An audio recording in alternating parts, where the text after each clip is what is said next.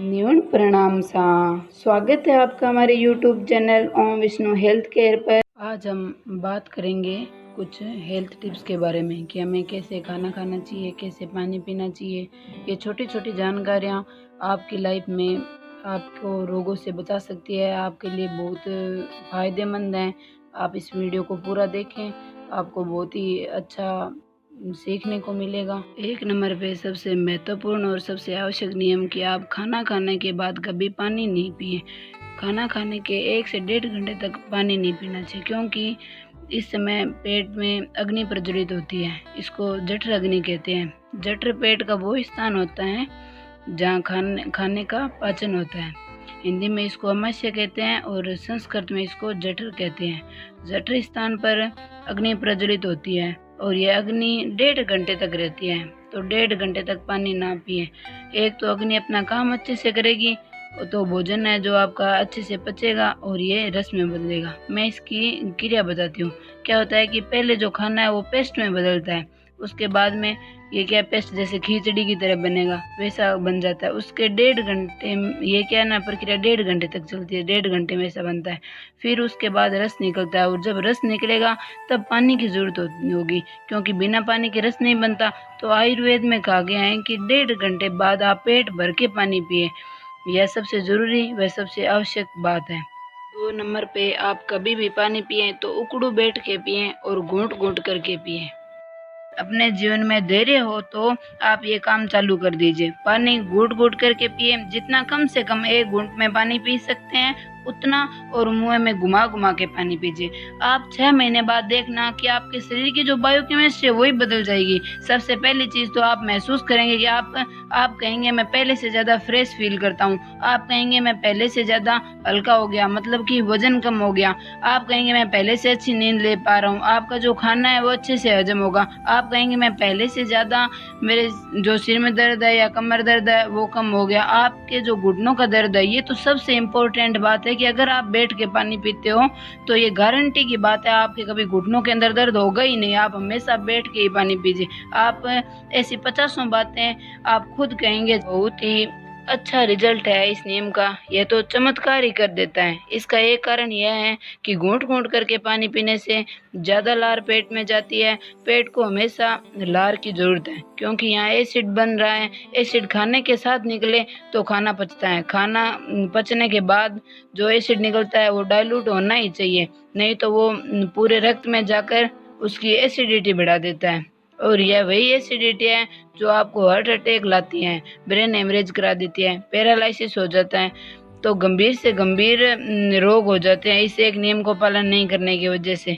तो आप पानी है जो हमेशा घूट घूट करके पिए। ये अगर आप ऐसा नहीं करते हो तो यही एक छोटी सी गलती जिंदगी में आपको सबसे भारी पड़ेगी। नंबर पे सुबह उठते ही पानी पिए। सुबह उठते ही सबसे पहले हल्का गर्म पानी पिए। 2 से 3 गिलास जरूर पिए। पानी हमेशा बैठ कर पिए। पानी हमेशा घूट घूट करके पिए। नंबर पे हम बात करते हैं पेट साफ करने की, यानी रोज पानी पीकर सुबह शौचालय जरूर जाएं। पेट का सही ढंग से साफ नहीं होना 108 बीमारी की जड़ है, तो आप इस नियम का जरूर पालन करें। 5 नंबर पे हम बात करते हैं कि कब खाना खाने के बाद क्या चीज़ पिए। सुबह के खाना खाने के बाद अगर कुछ पीना है तो हमेशा जूस पिएं। दोपहर को दही या फिर छाछ लें और शाम को खाना खाने के बाद दूध लें। यह दूध हमेशा 1.5 घंटे बाद ही लें। इन तीनों के क्रम को कभी उल्टा पुल्टा न करें। 6 नंबर पे हम बात करेंगे खाने के तेल की। आप भूलकर भी खाने के तेल में रिफाइंड ऑयल का प्रयोग मत करें। वो चाहे किसी भी कंपनी का हो, चाहे गगन का हो या डालडा का हो, आप इस प्रकार का तेल प्रयोग ना लें। अभी के अभी घर से इसे निकाल दें। बहुत ही घातक है ये। आप सरसों का तेल का प्रयोग करें या फिर देसी गाय के शुद्ध घी का प्रयोग करें। शुद्ध सरसों के तेल की पहचान ये है कि अगर आप उसे मुंह पे लगाते हो, अगर जलन हो रही है, या फिर जब आप खाना पकाते समय आंखों के अंदर हल्की जलन होती है, इसका मतलब जो सरसों का जो तेल है वो शुद्ध है। तो आप शुद्ध सरसों के तेल का ही प्रयोग करें या फिर शुद्ध घी का प्रयोग करें।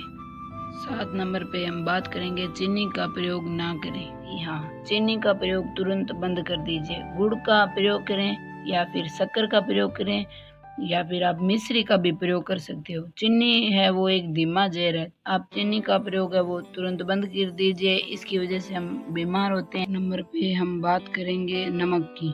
हाँ, खाना बनाने में हमेशा सेंधा नमक या काला नमक का ही प्रयोग करें, आयोडीन युक्त नमक का कभी प्रयोग ना करें। नंबर पे हम बात करेंगे सोने की।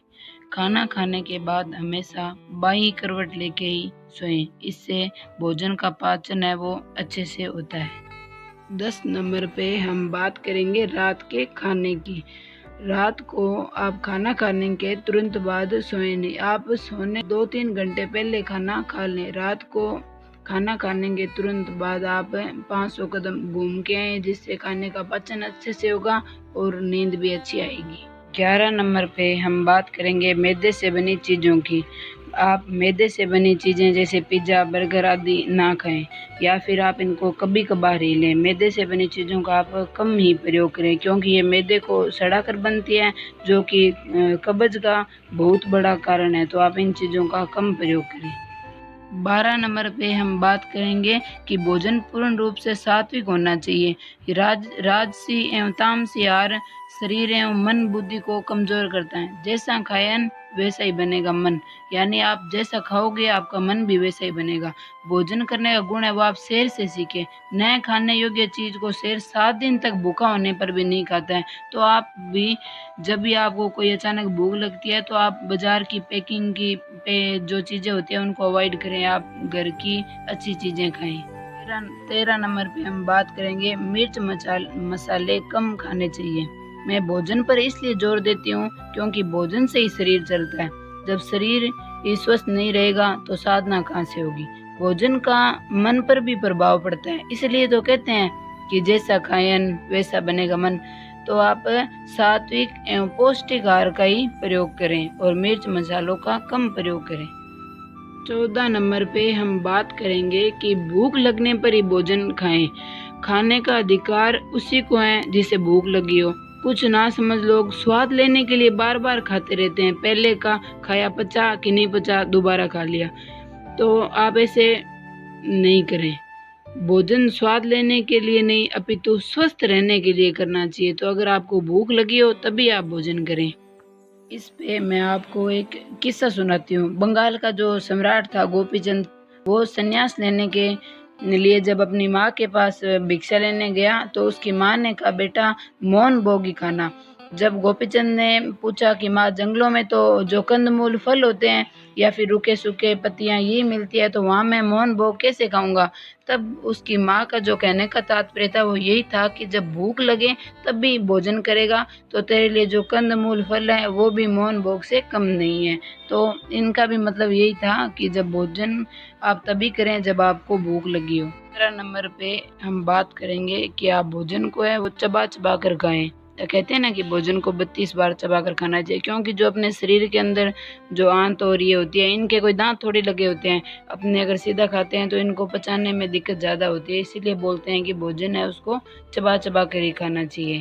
इस पे मैं आपको एक किस्सा सुनाती हूँ। बंगाल का जो सम्राट था गोपीचंद, वो संन्यास लेने के लिए जब अपनी माँ के पास भिक्षा लेने गया तो उसकी माँ ने कहा बेटा मौन भोगी खाना।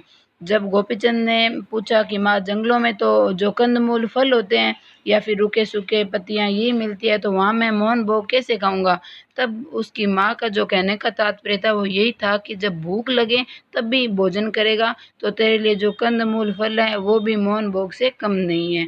तो इनका भी मतलब यही था कि जब भोजन आप तभी करें जब आपको भूख लगी हो। 15 नंबर पे हम बात करेंगे कि आप भोजन को है वो चबा चबा कर खाएं। तो कहते हैं ना कि भोजन को 32 बार चबा कर खाना चाहिए, क्योंकि जो अपने शरीर के अंदर जो आंत और ये होती है इनके कोई दांत थोड़ी लगे होते हैं। अपने अगर सीधा खाते हैं तो इनको पचाने में दिक्कत ज़्यादा होती है, इसीलिए बोलते हैं कि भोजन है उसको चबा चबा कर ही खाना चाहिए। 16 नंबर पे हम बात करते हैं एक नियम जो आपको ज़रूर पालन करना चाहिए। आप दो विरोधी वस्तु साथ में कभी ना लें, जैसे दूध दही। हालांकि दूध से दही बनता है, लेकिन दूध और दही की प्रकृति है वो अलग अलग होती है। दूध अलग काम करता है, दही बिल्कुल अलग काम करता है। दूध दही की बनी वस्तु साथ ना खाएं। खीर, अगर आपने खीर खा रहे हो तो आप कड्डी ना खाएं, शहद और घी है वो भी कभी साथ नहीं खाना चाहिए। और जो कटहल होता है वो दूध के साथ सबसे खतरनाक होता है। खट्टे फल जितने भी हैं ये दूध के साथ बिल्कुल नहीं खाने चाहिए, क्योंकि इससे चमड़ी से संबंधित रोग हो जाते हैं। खाने के बारे में अपने एक सीधी सादी समझ यह भी है कि जो चीज़ आप भगवान को भोग लगा सकते हो वह चीज़ खाने योग्य है, और जो चीज़ या भगवान को आप भोग नहीं लगा सकते या अर्पण नहीं कर सकते हो, इस चीज़ में आपको संकोच महसूस होता है, मतलब कि वो चीज़ खाने योग्य नहीं है, आप वो चीज़ मत खाइए। 18 नंबर पे अपने बात करेंगे कि चाय ना पिएं। चाय की पत्ती में हाई एसिड बनता है जो कि प्रोटीन के साथ मिलकर शरीर की पाचन क्षमता को कम करता है, तो आप चाय का प्रयोग ना करें। 19 नंबर पे हम बात करेंगे कि भोजन के बाद आप स्नान नहीं करें। भोजन के बाद स्नान करने से रक्त प्रवाह में वृद्धि हो जाती है, जिसके कारण हमारे हाथ पैर में रक्त का संचार अवरुद्ध हो जाता है, जिससे हमारा डाइजेस्टिव सिस्टम है वो कमज़ोर हो जाता है। इसलिए भोजन करने के बाद कभी स्नान ना करें, भोजन करने से पहले ही स्नान करें। 20 नंबर पे हम बात करते हैं कि भोजन है वो आप सुबह का भोजन है वो 9-10 बजे और शाम का भोजन है वो 5-6 बजे ले लें। बिना समय के भोजन नहीं करना चाहिए। बिना समय के भोजन करने से जो शक्ति है उसका क्षय होता है, शरीर अशक्त बनता है, सिर दर्द, अजीर्ण के भिन्न-भिन्न रोग होते हैं। समय बीत जाने पर भोजन करने से जो वायु होती है वो अग्नि से कमज़ोर हो जाती है, जिससे खाए हुआ अन्न है वो सही से पचता नहीं है। दोबारा भोजन करने की इच्छा भी नहीं होती। आप कभी भी लेट खाना खाते हो 2-3 बजे तो देखा करो शाम तक भूख ही नहीं लगती है, क्योंकि भोजन है वो सही से पचता नहीं है। इसीलिए भोजन है वो समय पर ही करें। 21 नंबर पे हम बात करेंगे कि जितनी भूख हो उससे थोड़ा कम खाना खाना चाहिए। ज़्यादा कम भी नहीं खाना चाहिए, थोड़ा सा कम खाना खाना चाहिए। अगर हम भूख से ज़्यादा खाना खाते हैं तो पेट फूलता है और पेट में से आवाज़ आती है, आलस आता है, शरीर भारी हो जाता है। अगर हमें भूख लगी हो तो उस जितनी भूख लगी हो ना उससे थोड़ा सा खाना कम खाएं, ज़्यादा कम भी नहीं करें, क्योंकि ज़्यादा कम करने से शरीर दुबला होता है और शक्ति का भी क्षय होता है। इसलिए आप ज़्यादा भी नहीं खाएं और कम भी नहीं खाएं, पूरा भोजन करें।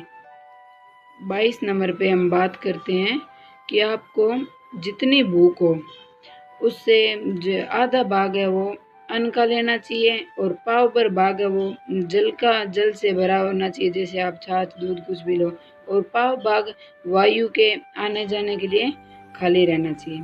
भोजन से पूर्व पानी कभी नहीं पीना चाहिए, क्योंकि अपन भोजन से पूर्व अगर पानी पीते हैं इससे पाचन शक्ति कमज़ोर होती है, शरीर दुर्बल होता है, और भोजन के बाद अगर तुरंत अपने पानी पीते हैं तो आलस्य बढ़ता है और भोजन है वो अच्छे से पच भी नहीं पाता। तो अपने को भोजन के बाद भी पानी नहीं पीना चाहिए। अगर आपको बहुत ज़्यादा प्यास लगी हो तो आप भोजन करते समय थोड़ा पानी का प्रयोग कर सकते हो। बाकी अगर आप भोजन के बाद में छाछ का प्रयोग करते हो तो आप रोगों से बच सकते हो। 23 नंबर पे हम बात करेंगे, भोजन के बाद गीले हाथों से आंखों का स्पर्श करना चाहिए। हथेली में पानी लेकर आप बारी बारी से आंखों को उसमें डुबोते हैं तो उससे आपकी आंखों की शक्ति भी बढ़ती है। तो आप अगर आपकी आंखों में कचरा चला जाता है तो भी आप हथेली में पानी लेकर उसमें आंखों को डुबोएं, जिससे आप कचरा भी निकल जाता है। 24 नंबर पे हम बात करते हैं कि भोजन के बाद जो बैठे रहते हैं उनके शरीर में आलस भर जाता है। बाईं करवट लेकर अगर लेटते हैं उनके शरीर है वो पुष्ट रहता है। 100 कदम चलने वाले की उम्र है वो बढ़ती है तथा दौड़ने वाले की मृत्यु उसके पीछे दौड़ते हैं। यानी भोजन करने के बाद में कभी भी दौड़ना नहीं चाहिए। 25 नंबर पे हम बात करेंगे कि आप बोतलों में रखे हुए पानी को नहीं पिएं, क्योंकि इससे इसकी जीवन शक्ति है वो क्षीण हो जाती है। बोतल में या फ्रिज में रखा हुआ पानी नहीं पीना चाहिए। आप मटके में रखा हुआ पानी पिएं। अगर आप जैसे पानी प्योरीफाई करते हो, फ़िल्टर करते हो पानी को, तो भी आप उसको मटकी में भरें, उसके बाद आप मटकी का ठंडा पानी पिएं। बोतलों में रखा हुआ पानी नहीं पीना चाहिए, क्योंकि अपने बोतलों का पानी पीते हैं उससे वो रबड़ है वो घुलता है पानी के अंदर, वो हमारे शरीर में जाता है तो वो नुकसान करता है। तो आप मटकी का पानी पिएं। 26 नंबर पे हम बात करते हैं कि हमें किस प्रकार के बर्तन में खाना बनाना चाहिए। हमें स्टील के बर्तन में या फिर मिट्टी के बर्तन में खाना बनाना चाहिए। एल्यूमिनियम के बर्तन में भूलकर भी खाना न बनाएं। साइंटिफिक तरीके से भी सिद्ध हो चुका है कि अगर आप एल्यूमिनियम के बर्तन में खाना बनाते हो तो वो जहर के समान है। आप खुद देख लीजिए। आप क्या करें, बाजार से एल्यूमिनियम का बर्तन वजन करवा के लाएं, उसके बाद खुद आप 2 मंथ बाद में देख लेना, उसका वजन है जो कम हो जाएगा, क्योंकि ये हमारे भोजन के अंदर एल्यूमिनियम है वो घुलता है। तो आप स्टील के बर्तन में ही भोजन बनाएं। उसके बाद में अपने कुछ बर्तनों की बात करते हैं कि किस बर्तन में खाना खाने पर क्या लाभ होता है। अगर हम चांदी के बर्तन में भोजन करेंगे तो उससे पित्त का नाश होता है, वायु तथा कफ समाप्त होता है। कांसे के बर्तन में भोजन करने से बुद्धि बढ़ती है, रक्त तथा पित्त को शुद्ध करता है। और अगर हम लोहे के बर्तन में भोजन करते हैं तो उससे जिनके शरीर में सूजन रहती है ना, वो लोग लोहे के बर्तन में भोजन करें। उससे क्या होगा कि सूजन नहीं रहेगी तथा पीलापन नहीं रहेगा। अगर आपको पीलिया का रोग हो जाता है तो आप लोहे के बर्तन में भोजन करें, जिससे आपको इसमें फ़ायदा मिलेगा। और पत्तों का आपको पता ही है कि पत्तों पे अगर हम भोजन करते हैं तो उससे अपने भोजन के प्रति रुचि बढ़ती है तथा जठराग्नि को प्रज्वलित करता है। आगे हम 27 नंबर पे बात करते हैं कि अगर आपको बहुत ज़्यादा प्यास लगी हो तो भोजन नहीं करना चाहिए। अगर आपको प्यास लगी है तो आप भोजन करेंगे तो आपको आंतों के विभिन्न रोग हो जाएंगे। तो आप बहुत ज़्यादा प्यास लगी हो तो आप पानी पी के थोड़ी देर रुकने के बाद ही खाना खाएं।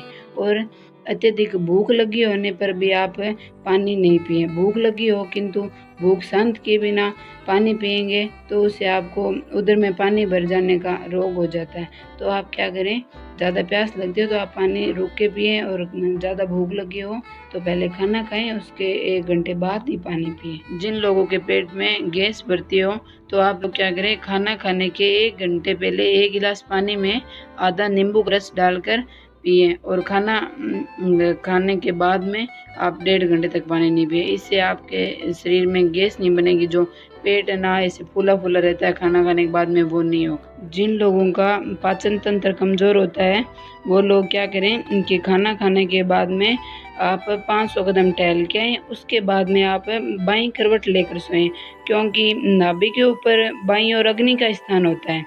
इस कारण भोजन पाचन के लिए बाईं करवट लेकर ही सोना चाहिए। इससे क्या होगा कि भोजन है जो अच्छे से पचेगा और पाचन तंत्र भी मजबूत होगा। तो आप खाना खाने के बाद में टहलें ज़रूर। जिन लोगों का पाचन तंत्र कमज़ोर होता है वो लोग क्या करें कि खाना खाने के बाद में आप 500 कदम टहल के आएँ। उसके बाद में आप बाईं करवट लेकर सोएं, क्योंकि नाभि के ऊपर बाईं ओर अग्नि का स्थान होता है। इस कारण भोजन पाचन के लिए बाईं करवट लेकर ही सोना चाहिए। इससे क्या होगा कि भोजन है जो अच्छे से पचेगा और पाचन तंत्र भी मजबूत होगा। तो आप खाना खाने के बाद में टहलें ज़रूर। 30 नंबर पे हम बात करते हैं नहाने की। हमें हमेशा सुबह जल्दी उठकर सूर्योदय से पहले नहाना चाहिए, और डॉक्टरों के अनुसार हमें सर्दियों में भी गर्म पानी से नहीं नहाना चाहिए। हाँ, सर्दी में हमें रोज़ नहाना चाहिए ठंडे पानी से, और वह भी जल्दबाजी में नहीं। यह ज़रूरी नहीं है कि पानी बर्फीला हो या ज़्यादा ठंडा हो। आप सामान्य नल के पानी से नहा सकते हो। हम देखते हैं कि हमारे अनेक मेले होते हैं तथा पवित्र स्थान होते हैं, वो सारे सर्दियों के अंदर ही पड़ते हैं। शुरू में तो हमें से अधिकतर लोग ठंडे पानी से नहाने का नाम लेने से ही ऐसे कंप भी महसूस करते हैं, लेकिन यदि हम ठंडे पानी से नहाना शुरू कर दें तो शीघ्र ही जो अपने ठंडे पानी से लगने वाला जो भय होता है वो दूर हो जाता है। तो अपने को ठंडे पानी से ही नहाना चाहिए, और सुबह सूर्योदय होने से पहले नहाना चाहिए। 31 नंबर पे हम बात करते हैं ठंडे पानी से नहाने का आसान तरीका।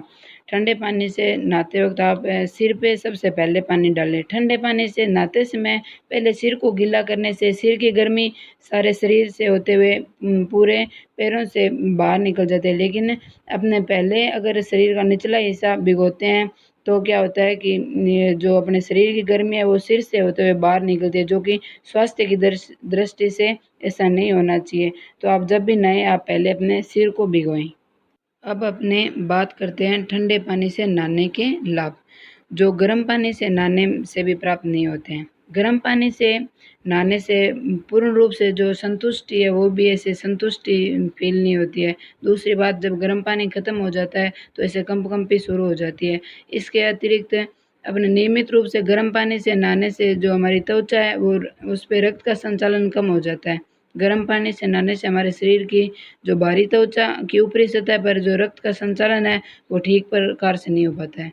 इसके अतिरिक्त जो बाहरी त्वचा के समीप हमारे शरीर की रक्त कोशिका होती है ना, वो भी कमज़ोर पड़ जाती है, जबकि अपने ठंडे पानी से स्नान करने से वो मजबूत होती है। जब हमारे शरीर की बाहरी त्वचा ठंडे पानी के संपर्क में आती है तो हमारी त्वचा वो सिकुड़ती है। इससे हमारे शरीर की मालिश भी होती है। कभी कभी गुनगुने पानी से स्नान कर लेना चाहिए, वो ठीक माना जाता है, लेकिन इसकी नियमित आदत नहीं डालनी चाहिए। नहाने के लिए जब हम ठंडे पानी का प्रयोग करते हैं तो हमारे शरीर में रक्त का संचालन है वो तेज़ी से होने लगता है और यह हमें नहाते हुए ऐसे महसूस भी कर सकते हैं। सबसे अच्छी बात यह है कि जब ठंडे पानी से नहाते हैं तो हमारे शरीर एक प्रकार की भीतर गर्मी महसूस करता है। ऐसा हमारे शरीर में रक्त संचार तेज़ी से होने के कारण होता है। जो लोग ठंडे पानी से नहाते हैं उन्हें बहुत कम ही बीमारी देखने को मिलती है। ठंडे पानी से नहाने से आदमी बीमार नहीं होता। हाँ, ठंडे पानी से स्नान करना उस व्यक्ति के लिए हानिकारक हो सकता है जो कि पहले से ही बीमार चल रहा हो। जो लोग सर्दी में नियमित रूप से नदी में या ठंडे पानी से स्नान करते हैं, वे लोग अन्य लोगों के मुकाबले अधिक हष्ट-पुष्ट पाए जाते हैं। 32 नंबर पे हम बात करते हैं कि हमें एक दिन में कितना पानी पीना चाहिए। गर्म जलवायु में रहने वाले लोगों को कम से कम 8 लीटर पानी पीना चाहिए और ठंडी जलवायु में रहने वाले लोगों को 5 से 6 लीटर पानी पीना चाहिए। बीमार व्यक्ति होते हैं उनको भी कम से कम 6 लीटर पानी पीना ही चाहिए, जिससे क्या होता है कि शरीर के अंदर ठंडक पहुँचेगी और शरीर का तंत्र है वो फिर से मजबूत हो जाएगा।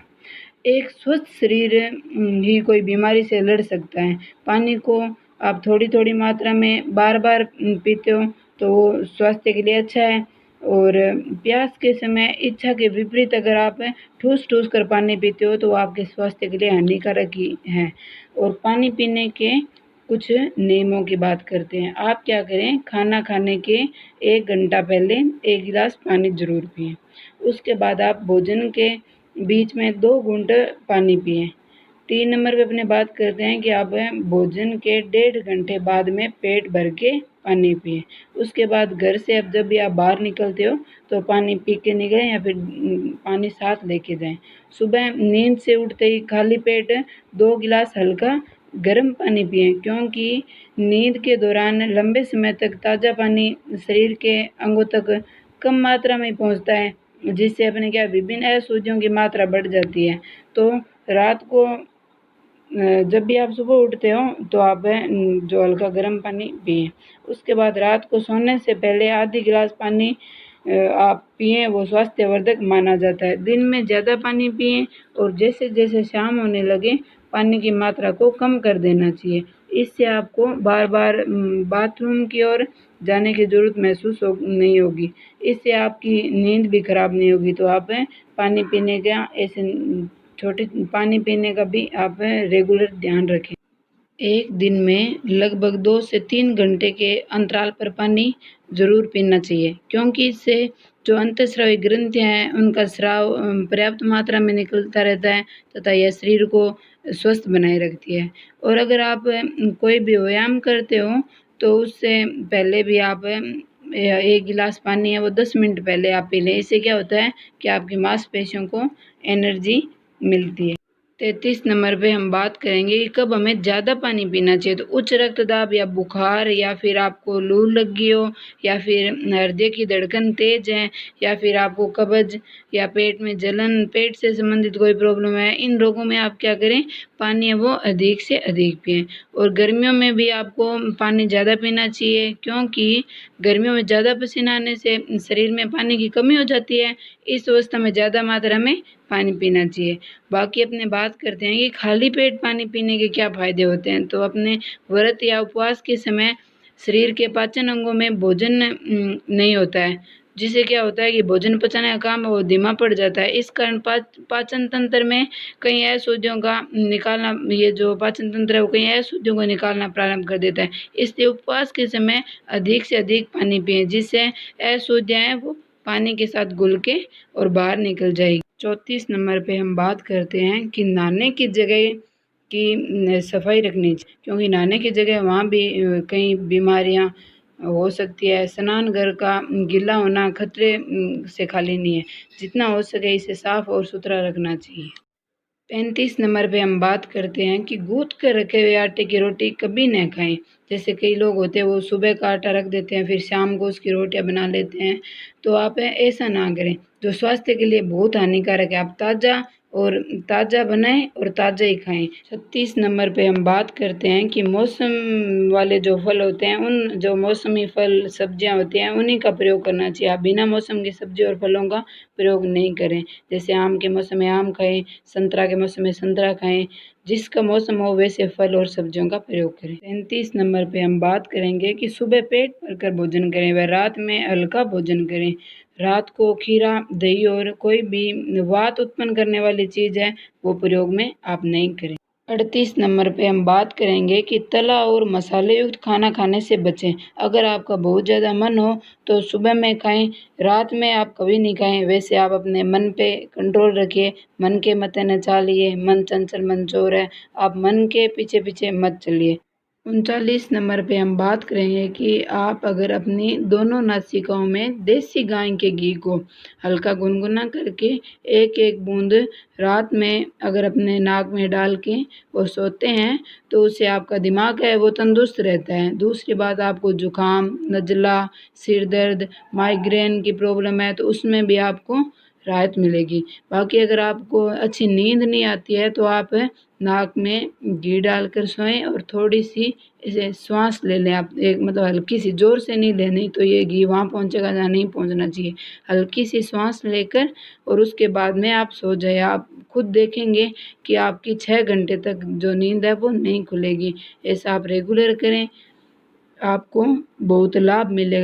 40 नंबर पे हम बात करते हैं कि आपको कभी भी मीठा खाना हो तो आप नमकीन से पहले खाएं। पहले मीठा खाएं, उसके बाद में नमकीन खाएं। 41 नंबर पे हम बात करते हैं कि गुड़ खाने की। गुड़ से क्या क्या लाभ है। गुड़ का सेवन शरीर को विषाक्त पदार्थों से छुटकारा पाने में मदद करता है। सर्दियों में यह शरीर के तापमान को नियमित करने में मदद करता है। गुड़ है जो कि गले और फेफड़ों के संक्रमण में इलाज में फ़ायदेमंद है। गुड़ खाने से जो याददाश्त है वो कमज़ोर नहीं होती है। इसलिए अगर आप अपनी याददाश्त दुरुस्त रखना चाहते हैं तो इसका नियमित सेवन करें। बहुत ज़्यादा थकान होने पर आप गुड़ का शरबत बनाकर पिएं। अगर आपके कान में दर्द रहता है तो भी आप क्या करें, घी के अंदर गुड़ मिलाकर खाएं।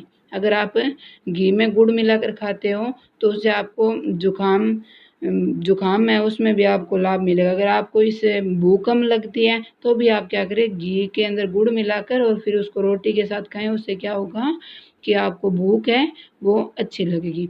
अस्थमा से जो परेशान लोगों के लिए भी ये बहुत फ़ायदेमंद है। आप क्या करें, गुड़ और काले तिल से बने हुए लड्डू खाएं। वो अस्थमा के रोगी के लिए बहुत ज़्यादा फ़ायदेमंद है।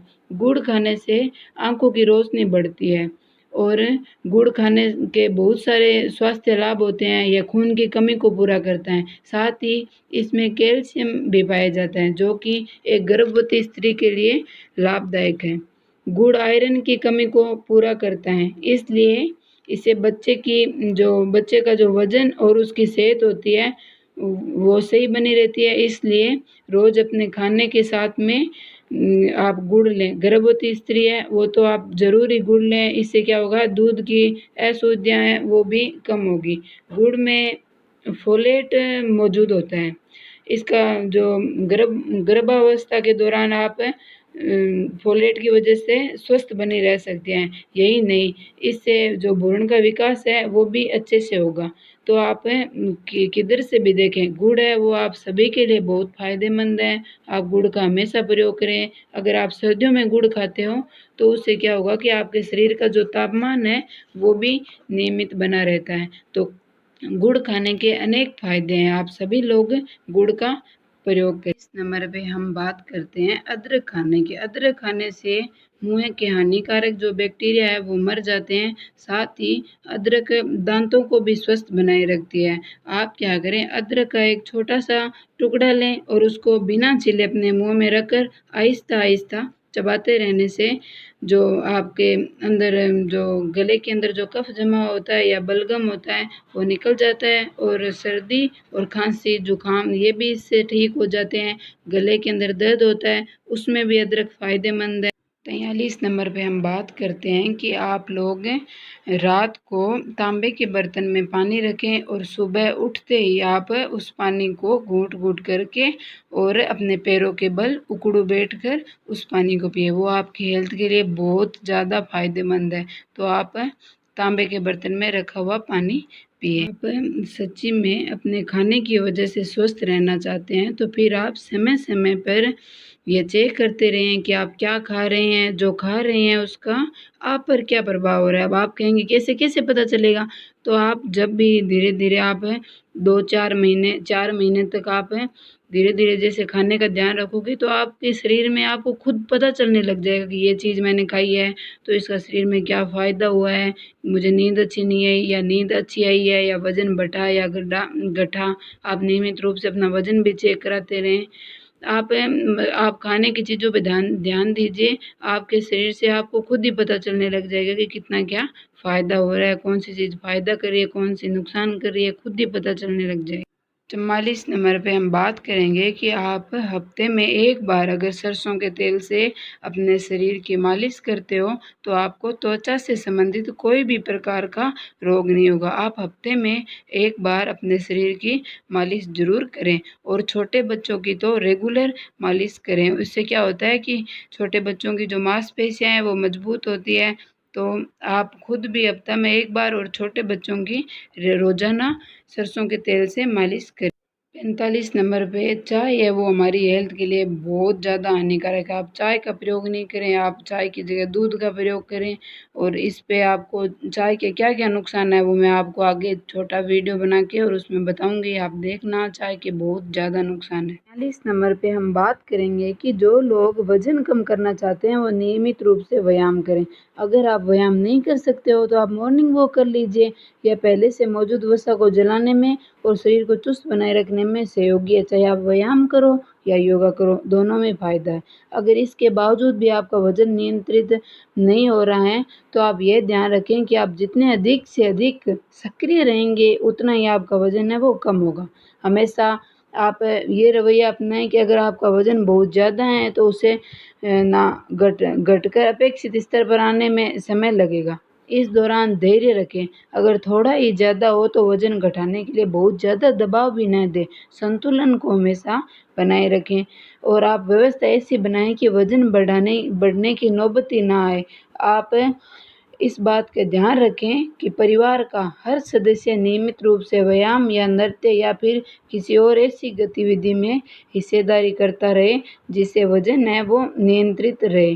दूसरी बात, आपका वज़न कम होने के बाद भी आप व्यायाम को करना नहीं छोड़ें, आप थोड़ा-थोड़ा रोज़ाना व्यायाम करें। दूसरी बात है, जिन लोगों का जैसे पेट का मोटापा होता है वो लोग क्या करें कि आप मेथी दाना है वो आप रेगुलर भिगो के लें। इससे आपके वज़न में काफ़ी घटने में काफ़ी फ़ायदा मिलेगा। आपको अगर ज़्यादा ऐसे गर्मी लगती है आपको ऐसे लगता है कि बहुत ज़्यादा गर्मी हो रही है और हो रही है तो आप कम दाने ले सकते हो। आप 10 दाने भिगो दो, आप 5 दाने भिगो दो। 1 गिलास भर पानी में आप क्या करें, मेथी के दाने रात भर भिगो दें, उसके बाद में आप सुबह वो दाने लें।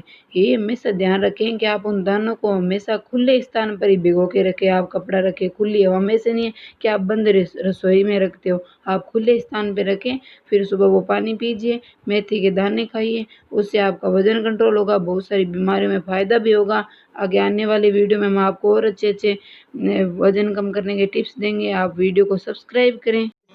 मोटापा बढ़ने का जो मुख्य कारण होता है वो क्या होता है कि आप तेलीय पदार्थ अधिक खा रहे हो या फिर आप मीठे पदार्थ अधिक ले रहे हो। इससे क्या होता है, चर्बी बढ़ती है, शरीर में आलस्य आता है, सुस्ती आती है। इन पदार्थों का सेवन है वो सीमित मात्रा में। इस नंबर पे हम बात करेंगे कि अगर आपको भारी भोजन करना पड़ जाए, हजम न होने वाला भोजन करना पड़े, या तो आप उसका त्याग करें। अगर आपको करना पड़ जाए, आप शादी और में जाते हो, तो आप क्या करें, एक समय उपवास रखकर उसका संतुलन बनाए रखें।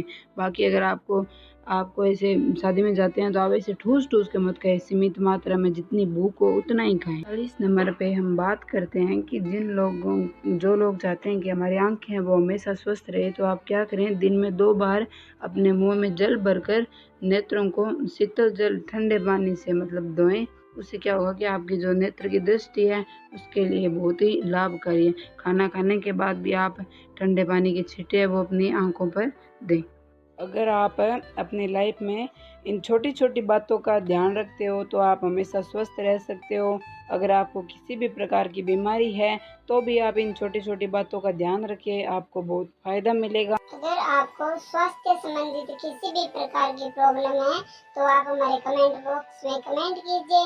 हम आपको, हमारी टीम है वो पूरा प्रयास करेगी कि आपके जो भी रोग हैं वो घरेलू तरीके से ठीक हो जाए, आपको दवाइयाँ नहीं लेनी पड़े। क्योंकि अगर हम दवाइयाँ लेते हैं तो उससे एक तो पैसा खर्च होता है, दूसरी चीज़ है कि वो हमारे लीवर को भी खराब करती है। तो हम प्रयास करेंगे कि आपके रोगों का इलाज है वो आपके घर में ही हो। अगर आपको हमारा वीडियो पसंद आया हो तो इसे लाइक करें, सब्सक्राइब करें व बेल आइकन दबाना ना भूलें।